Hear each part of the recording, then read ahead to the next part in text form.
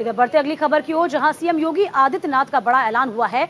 नकल माफियाओं की जो संपत्ति है उसको जब्त किया जाएगा। 14 साल तक की जेल होगी, 25 लाख रुपए का जुर्माना भी लगाया जाएगा। ये बड़ी खबर है, जहां पर जो नकल माफिया है उन पर अब नकेल कसने की तैयारी में यूपी गवर्नमेंट जुट गई है। इसी के साथ साथ आपको बता दें, कहा गया है इस पे सख्ती करते हुए 14 साल की जेल, 25 लाख का जुर्माना लगाया गया है। यानी कि अब नकल माफियाओं पर नकेल कसने के लिए उत्तर प्रदेश सरकार पुरजोर से जुट चुकी है।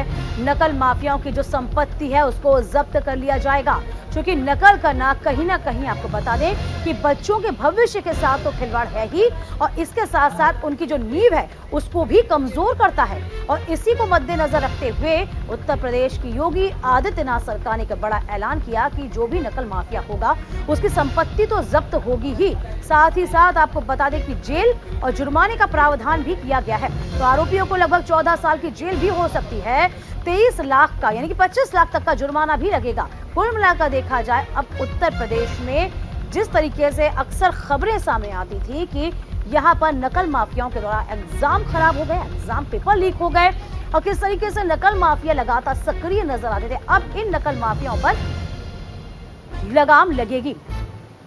शेखर द्विवेदी हमारे संवाददाता इस पूरी खबर पर बने हुए। शेखर, देखिए ये बहुत अच्छी बात है, क्योंकि नकल माफिया जिस तरीके से सक्रिय हो रहे थे, हालांकि योगी आदित्यनाथ सरकार की हमेशा से मुहिम रहती है कि जो भी असामाजिक तत्व हैं उन पर नकेल कसी जाए, चाहे वह यूं कहें कि तमाम तरीके के लोग हों, या यूं कहें कि जो भी आपत्तिजनक स्थिति में पाए जाते हैं। इन तमाम चीजों से मद्देनजर रखते हुए नकल माफियाओं पर ये नकेल कसना, ये अपने आप में इस बात की तस्दीक करता है कि अब किसी भी सूरत हाल में इस तरह की कारीगुजारी को बर्दाश्त नहीं किया जाएगा।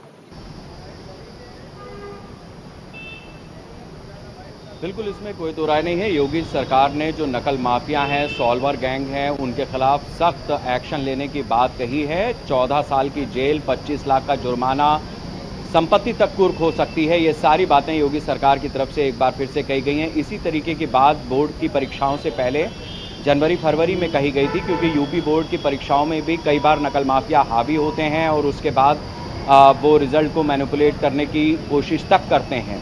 अब चूंकि रिजल्ट्स आ चुके हैं, बच्चों के इंजीनियरिंग के एंट्रेंस एग्ज़ाम होंगे, मेडिकल के होंगे, इसके अलावा उत्तर प्रदेश सरकार की तरफ से कई प्रतियोगी परीक्षाएं हैं जिसको लेकर के अभ्यर्थी बैठेंगे और अलग अलग विभागों में नौकरी के लिए चयन उनका होगा।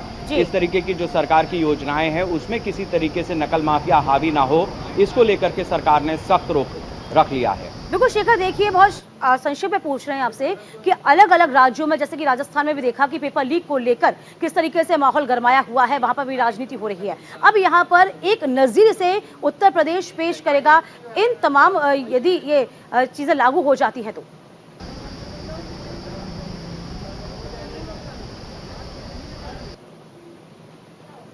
चलिए, बहुत शुक्रिया शेखर तमाम जानकारी देने के लिए।